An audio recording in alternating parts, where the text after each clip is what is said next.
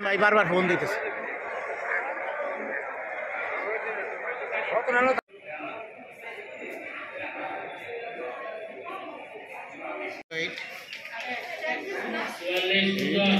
Double 099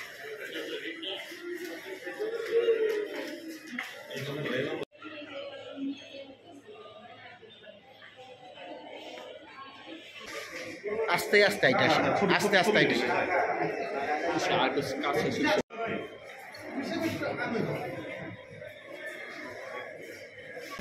হ্যাঁ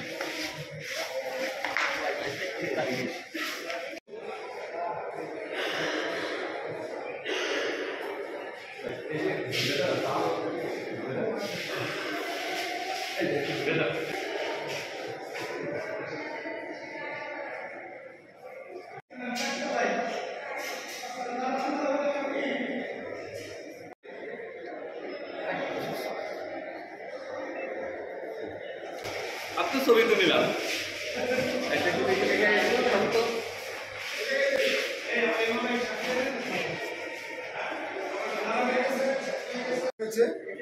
এই দশমামাটির এজাহারকারী ছিলেন মোহাম্মদ আব্দুল মান্নান মোল্লা। তিনি এজাহারে যেটা বলেন তার শারীরিক প্রতিবন্ধী মেয়ে ভিক্টিমকে তার আপন চাচাতো ভাই এই এমন আসামি নুরুদ্দিন মোল্লা ধর্ষণ করেন।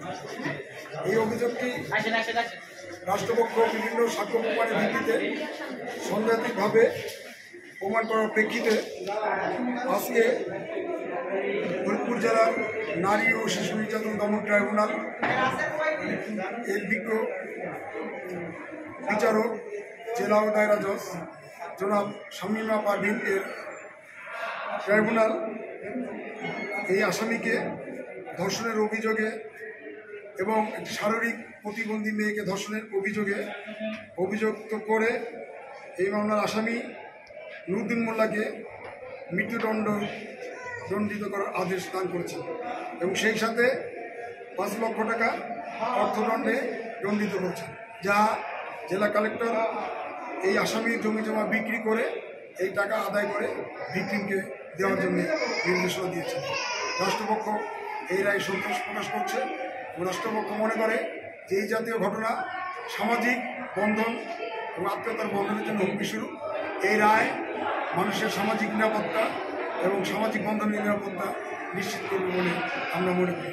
এই রায়ের মাধ্যমে আরও একবার দেশে আইন ও শাসন বিরাজমান এটি প্রমাণিত হয়েছে।